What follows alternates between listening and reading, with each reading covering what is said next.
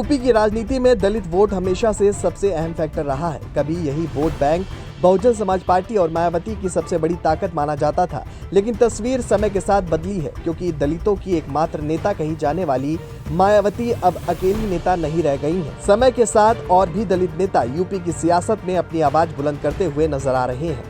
ऐसे में सवाल उठ रहा है कि क्या 2027 के यूपी विधानसभा चुनाव से पहले चला आ रहा वोटर ट्रेंड बदलेगा? सब कुछ बताएंगे आपको इस वीडियो में। आंकड़े बताते हैं कि यूपी में मायावती अब दलितों की अकेली नेता नहीं रह गई हैं। उनका पारंपरिक वोट बैंक धीरे धीरे दूसरी पार्टियों की ओर खिसक रहा है। यही वजह है कि 2027 के यूपी विधानसभा चुनाव से पहले दलित राजनीति का मैदान काफी दिलचस्प होता जा रहा है।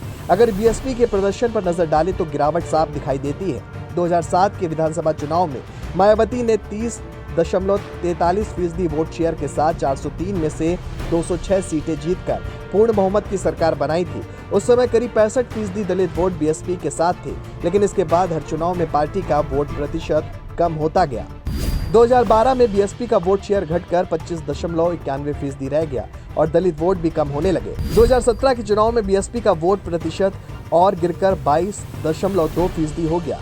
वहीं 2022 के विधानसभा चुनाव तक आते आते पार्टी का वोट शेयर सिर्फ 12.7% रह गया और बीएसपी सिर्फ एक सीट जीत पाई।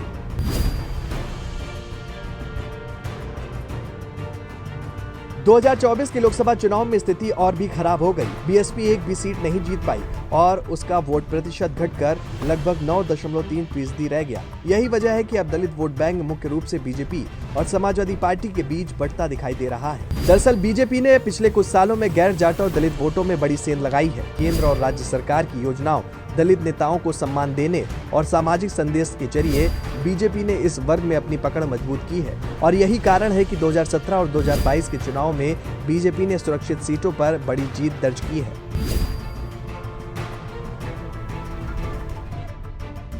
दूसरी तरफ समाजवादी पार्टी भी दलित वोटों को अपने साथ जोड़ने की कोशिश कर रही है। अखिलेश यादव का पीडीए पिछड़ा दलित अल्पसंख्यक फॉर्मूला इसी रणनीति का हिस्सा माना जाता रहा है।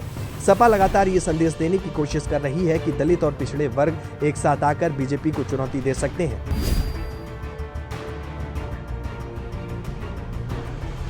इसी बीच दलित राजनीति में एक नया चेहरा भी तेजी से उभर रहा है। चंद्रशेखर आजाद, भीम आर्मी के संस्थापक और आजाद समाज पार्टी के नेता चंद्रशेखर आजाद ने 2024 में यूपी की नगीना लोकसभा सीट से जीत दर्ज कर अपनी राजनीतिक ताकत दिखा दी।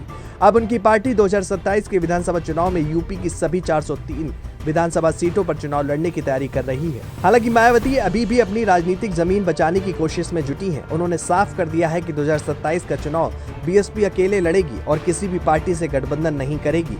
उनका मानना है कि बीएसपी का मूल वोटर अभी भी उनके साथ है और सही रणनीति से वह वापसी कर सकती हैं। लेकिन बड़ा सवाल यही है कि क्या मायावती अपने पुराने वोट बैंक को वापस जोड़ पाएंगी या फिर दलित राजनीति में नए चेहरे और नई पार्टियां जगह बना लेंगी। कुल मिलाकर 2027 का यूपी विधानसभा चुनाव सिर्फ सत्ता की लड़ाई नहीं होगा, बल्कि दलित राजनीति के भविष्य का भी फैसला करेगा। आने वाले समय में ये साफ हो जाएगा कि दलित वोट फिर से मायावती के साथ जाता है या यूपी की राजनीति में कोई नया चेहरा उभर कर सामने आता है। ये तो आने वाला समय ही बताएगा।